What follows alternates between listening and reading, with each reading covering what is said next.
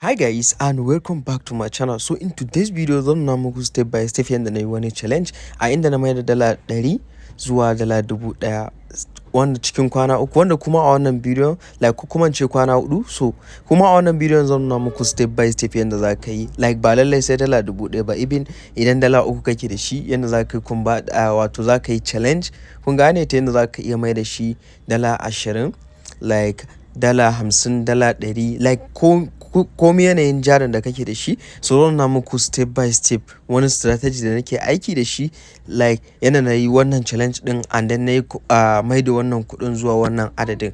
So kai tsaye ba tare da ɓata lokaci ba, bari mu shiga cikin bidiyon in nuna muku step by step yadda na yi. Amma kafin nan kar ku manta da subscribe ma channel din nan, ku like ma bidiyon nan, sa'annan ku share din shi. Okay, so kamar yadda kuke gani yanzu gashi nan na shigo cikin account ɗina, wanda for now za ku ga gashi nan, like bari na yi refresh nashi so that ku sake gani, like kun gani.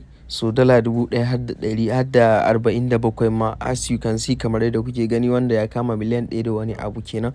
Okay, so a wannan bidiyon zan nuna muku step by step like strategy da nake aiki da shi ko kuma na amfani da shi, wanda kai ma idan dai kai aiki da shi insha Allah like za ka yi making wannan adadin.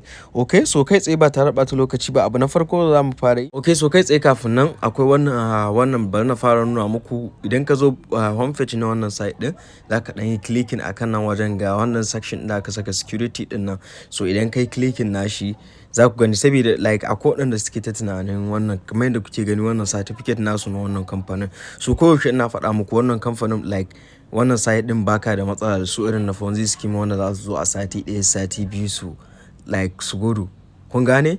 So gashi nan dai suna da certificate nasu. So wannan kamar long time project ne, ba wai in project bane wanda za su tafi a sati ɗaya sati biyu. So baka da matsala game da wannan. In ka zo nan ga certificate nasu za ka iya karantawa ka ga ƙarin bayani da komai da komai kamar yadda kuke gani.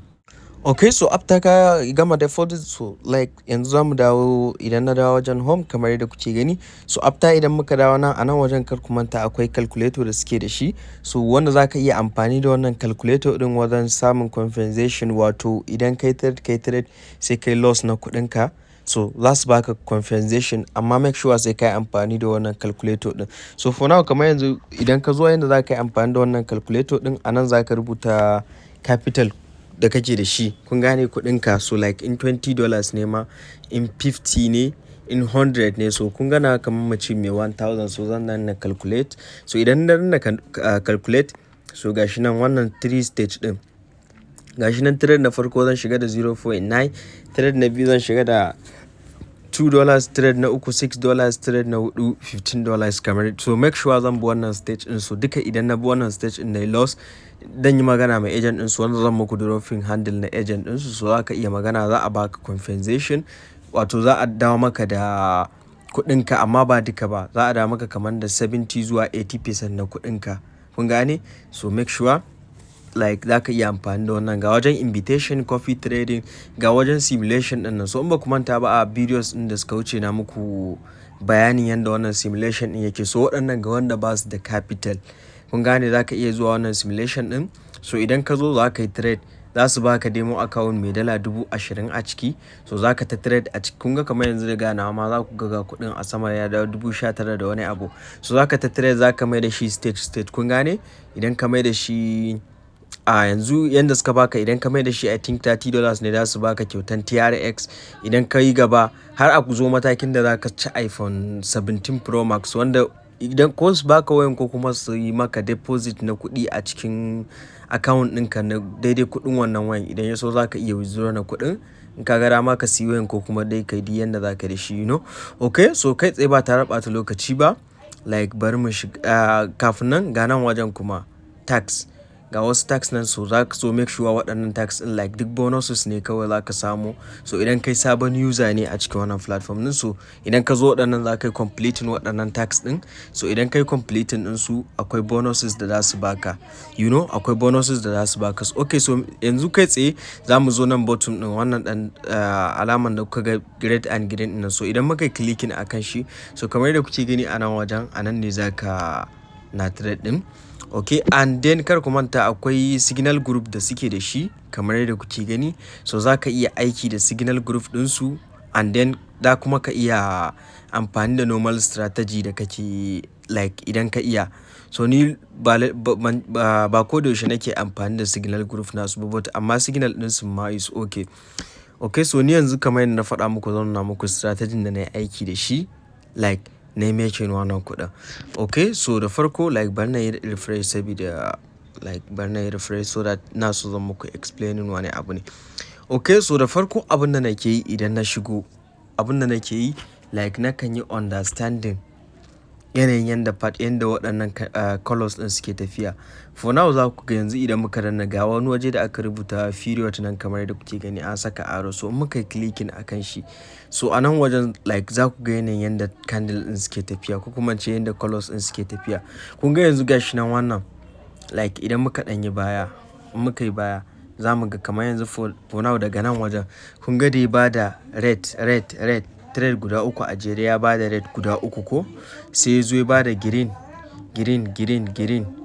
like sai ya canja pattern ne. Inda za mu duba tun daga ƙasa za mu ga ba haka yake tafiya ba, kun gane, za mu ga ba haka yake tafiya ba. Okay, ko kuma bari yauwa misali ba daga nan kun ga da ya bada daga nan wajen ya dawo wani tafiya da ya bada red ja ɗaya sai ya bada green biyu, ya bada ja ɗaya. So a nan wajen kun ga ya sake canja pattern, yanzu ya bada green guda uku a jere, kun gane. So abin ya kana dan wannan saboda yana pattern din yana saurin canjawa, but amma da mu in kai understanding din na faɗa muku like daga babu wani matsala.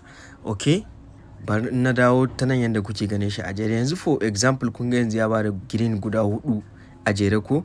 So yanzu me ya kamata mi, yanzu abin da ya kamata mi tsayawa za ka yi ka samu confirmation.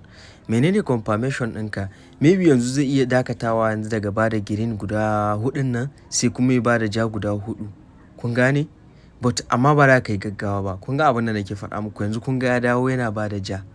So yanzu me za mu yi a nan wajen? Yanzu ba zan yi rushing ci direct zan shiga trade ba, zan jira yanzu next trade idan ya bayar akan green ya bayar da ja, so ina da idan yanzu next trade ya bayar ya sauka akan ja, so ya bani confirmation na cewa zai iya bada ja din nan shi ma guda 4 kafin na ya sake zuwa ya sake bada green.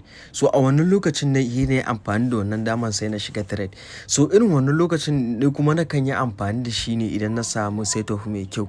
Ba na yin trade da yawa, amma idan na samu set of mai kyau sai in dan shiga da kuɗi mai yawa ta yanda irin trade ɗaya biyu idan na yi is okay, za ku ga lokaci guda kuɗin ya yi yawa. Maimakon yanzu in zo ina ta rashin damuwa na kawai kowane kala in shiga, a'a sai na yi na jira shi ya bani confirmation. Kun ga yanzu ban tsaya na ce da na yi rashin maybe da na yi loss, ko kuma yanzu yanda ya bada kawai in ce zan je in shiga akan ja din nan. Yawwa, so kun ga yanzu gashi na ya sauka akan ja har guda biyu. Yanzu me zan yi? Zan iya ce okay, so next trade bari na shiga akan ja, kun gane. So bismillah, zan ce next trade zan shiga akan ja, yanzu zan shiga da $100 misali ba, kuna fahimta.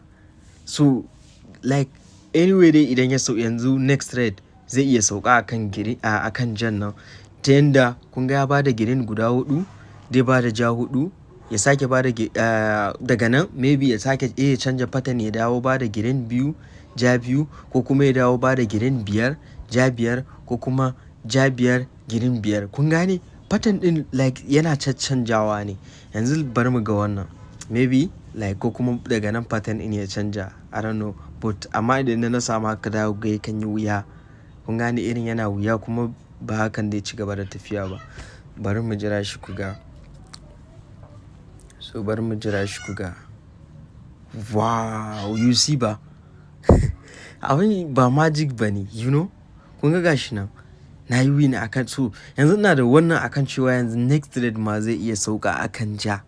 Yanzu me zan yi? So kun ga yanzu trade na gaba kuma yanzu ba ni da irin wannan confirmation akan sa, irin guarantee irin 100% na cewa zai sauka akan wannan. So da haka zan rage kuɗin da na shiga da shi. Kun ga yanzu na shiga da dala 100 na samu dala wajen 90 da wani abu. So yanzu next trade zan ce okay, so yanzu kuma maimakon yanzu in ce zan shiga da kuɗi mai yawa, yanzu kuma da 45 ɗin nan kawai zan shiga.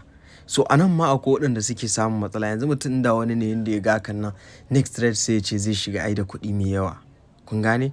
Next trade sai ya ce so ai bari ya shiga da kuɗi kaza. so irin wannan sai ga kayi loss na wannan kuɗin.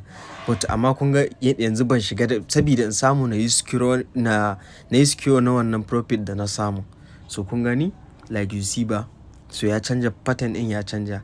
Yanzu kun ga rana a ce na ɗauki dala 200 na shiga da shi da na yi loss din support, amma kasancewa ban yi haka ba, kuɗin da na yi loss din yanzu kaɗan ne. So yanzu me zan yi a nan wajen? So yanzu zan sake jira samu confirmation. Menene confirmation ɗina na gaba?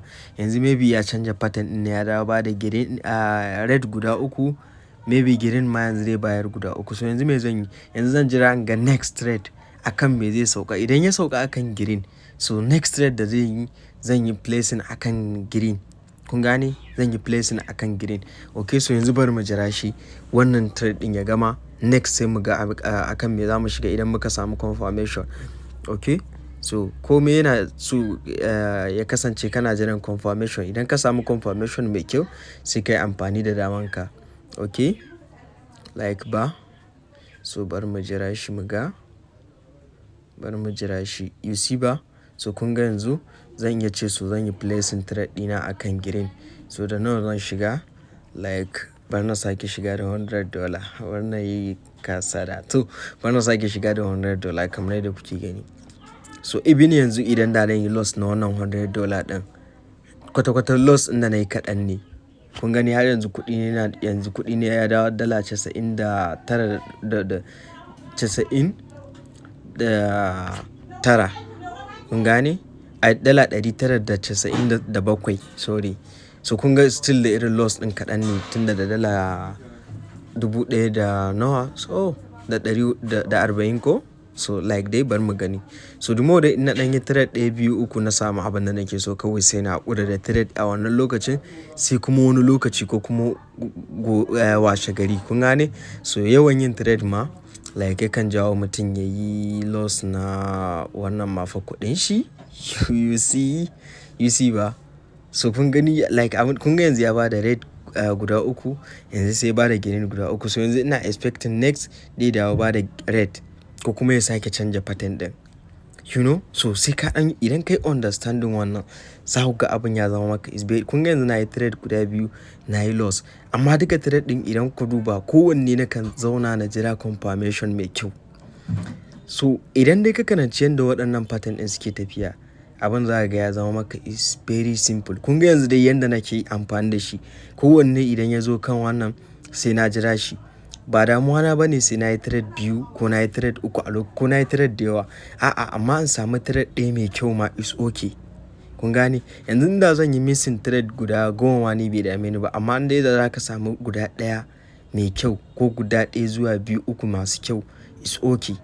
Za ka ga so na kan yi amfani da wannan damar sai in ɗan shiga da kuɗi mai yawa. You see ba? So wannan shine like yanda nake amfani da wannan strategy ɗin, kuma yana aiki sosai. Kamar kun ga yanzu like dan shigowa na, kun ga yanzu gashi nan kuɗi na ya dawo nawa, na samu daga shigowa before na ending video nan gashi nan na samu riban wajen dala 150. Kun dama dala 1040 ne a account ɗin shigowa na. So kun ga yanzu ya dawo dala 1000 da wajen 200. Okay, so make sure kuma za ka iya aiki da signal group nasu, shi ma yana da kyau. Suna ɗan dropping signal masu kyau. But amma idan kai understanding wancan strategy ɗin, za ga ba za ma kana iya amfani da signal group ɗinsu ba. Kai da kanka za ka na yin trade. Kun ga yanzu an na gama trade like ban yi amfani da signal ɗin da suke bayarwa a cikin group ɗin nan ba. Just kawai ina trade ɗina ne ta hanyar amfani da wannan strategy ɗin, you know. So ga waɗanda ba su da jari kuma kar ku manta kamar yana da faɗa muku wannan simulation ɗin za ka iya aiki da shi so that ka.